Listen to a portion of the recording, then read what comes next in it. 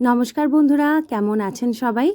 তুলির কথার আরও একটা নতুন ব্লগে আপনাদের সবাইকে স্বাগত জানাই।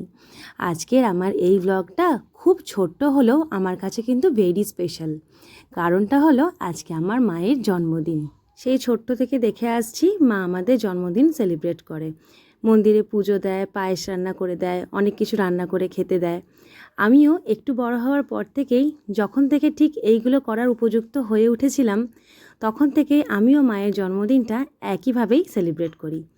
আজকে সকালবেলায় ঘুম থেকে উঠে স্নান করে এসেছি আমাদের মায়ের মন্দিরে পুজো দিতে।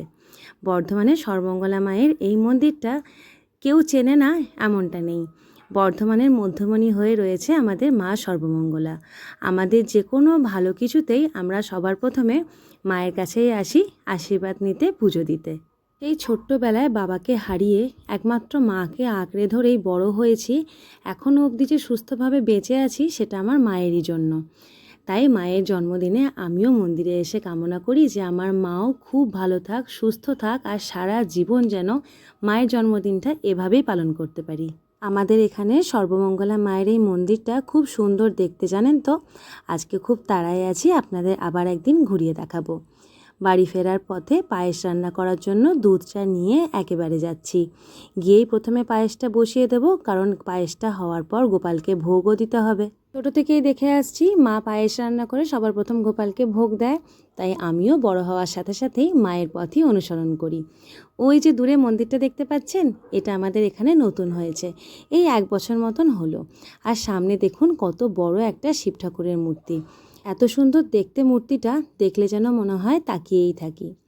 বাড়ি এসে সবার প্রথমে মাকে মন্দিরের ফুল পুষ্প ছুঁয়ে একটু প্রণাম করিয়ে দিলাম, আর তারপরে দিলাম প্রসাদ। সবসময়ই পুজো দিয়ে এসে এই প্রসাদ দেওয়া, ফুল ছোঁয়ানোর ব্যাপারটা মাই করে। আর এই বছরে একটা দিনে মায়ের জায়গায় মায়ের রোলটা আমাকে প্লে করতে দেখে মা বেশ খানিকটা আশ্চর্যও হয়ে যায়।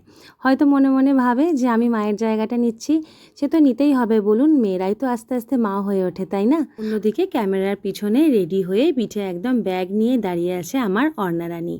আমি যতক্ষণে পুজো দিতে গেছিলাম, মা ততক্ষণে অর্ণাকে খাইয়ে দাইয়ে, তার আগে স্নান করিয়ে ড্রেস পরিয়ে একদম রেডি করে রেখেছে।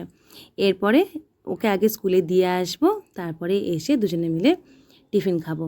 আমার আবার টিফিন খেতে আজকে একটু দেরিই হবে। এসে আগে চটপট পায়েসটা বসিয়ে দেবো। পায়েসটা হয়ে গেলে মা ঠাকুরকে ভোগটা দিয়ে দেবে, তারপর টিফিন খাবো। দুধটা বসিয়েই দিয়েছি, খানিকটা ফুটে উঠেছে, আর একটুখানি ঘন হয়ে এলে পায়েসের চালটা দেবো। যতই হোক জন্মদিনের পায়েস একটা ঝাঁকানাকা আছে না। আবার ঠাকুরের ভোগ দেওয়া হবে বলে অন্যদিকে রান্নাটা এখন বসানো যাবে না, আগে ভোগটা তৈরি হয়ে যাবে তারপর। তাই টাইম ওয়েস্ট না করে দুধটা যতক্ষণে ফুটছে ততক্ষণে আমি এখানে শুক্তো রান্না করার জন্য সবজিগুলোকে সব কেটে জলে ধুয়ে রেখেছি, আর এনেছি পনির দুপুরবেলায় রান্না করব বলে। আজকে আর রান্নার ভিডিওগুলো আপনাদের সঙ্গে শেয়ার করতে পারবো না, কারণ আজকে আমি খুব তাড়াতাড়িতে আছি। প্রথমে তো এই রান্নাগুলো করছি, তার উপরে আবার 1:30টার সময় অর্ণার ছুটি হয়ে যাবে, আজকে শনিবার, সেই জন্য।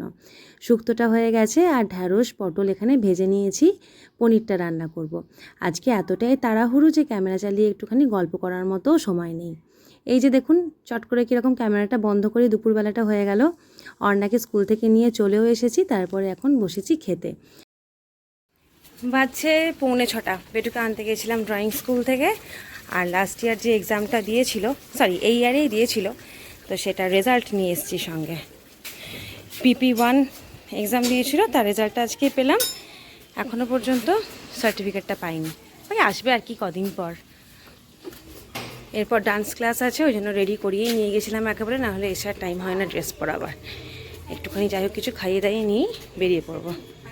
আজ অর্ণার ডান্সের স্কুলের এক বন্ধুর মা আমার জন্য নিয়ে এসছে এই গাছটা। এই গাছটা হলো সিঙ্গোনিয়াম, মানে ইনডোর প্ল্যান্ট আর কি, ঘর দেখতে ভালো লাগবে সেই জন্য। তো ওর বাড়ির গাছটা অনেক বেশি ঝোপালো হয়ে গেছিলো, আর আমি গাছ খুব ভালোবাসি বলে ও আজকে নিয়ে এসছে আমার জন্য। এই গাছটা শিকড় অলরেডি হয়ে গেছে, মাটিতে বসালেও হবে, জলে বসালেও হবে। আমি আপাতত গ্লাসে একটুখানি জল দিয়ে তার মধ্যেই রেখে দিচ্ছি, সময় করে কখনো একবার মাটিতে বসিয়ে দেবো। কি সুন্দর দেখতে লাগছে না গাছটা। সারাদিন আজকে প্রচুর ঘোরাঘুরি হয়েছে, সেজন্য অ্যাট লাস্ট রাত্রি 9টায় রিফ্রেশ হওয়ার জন্য দুধ চা। আপনারা তো জানেনই আমি চাতাল মানুষ, চা খেতে বেশি ভালোবাসি। সারাদিনে আজকে প্রচুর ঘোরাঘুরি করেছি, চোখে মুখে সেটা প্রকাশ পাচ্ছে কি বিকালবেলায় বেটুকে ড্রয়িং থেকে নিয়ে গেলাম ডান্সের ক্লাসে, ওখান থেকে এসে আবার গেছিলাম একটুখানি বাজার। পরশু থেকে তো শ্রাবণ মাসের সোমবার শুরু হচ্ছে, আমরা ভাবছি কালকেই একটু 108 শিব মন্দির ঘুরে আসবো, কালকে সানডে, বেটুরও ছুটি আছে। তো সেই জন্য একটুখানি টুকটাক জোগাড় ছিল, সেগুলোও অল্প অল্প একটুখানি করলাম আর কি। তো সব মিলিয়ে মিশিয়ে এতক্ষণে এলাম বাড়ি, এই 10 মিনিট আগে বাড়ি এসেছি। তারপর এখন খাবো একটুখানি গরম গরম চা, তারপর একটুখানি ফ্রেশ হব, অর্ধেকটা ফ্রেশ হয়েছি, বাদ বাকিটা হবো আর কি। তারপর রাত্রেবেলায় ডিনার খেয়ে ঘুমাতে যাবো। আপনারা সবাই কেমন আছেন বলুন, নিশ্চয়ই ভালো আছেন। তো আজকে টায়ার্ড হয়ে গিয়ে আমার আজকের ব্লগটা এখানেই শেষ করে দিচ্ছি। আবার দেখা হবে আপনাদের সঙ্গে আগামীকাল নতুন একটা ব্লগ নিয়ে। সবাই ভালো থাকবেন, সুস্থ থাকবেন আর আনন্দে থাকার চেষ্টা করবেন। আজকের মতন টাটা, গুড নাইট।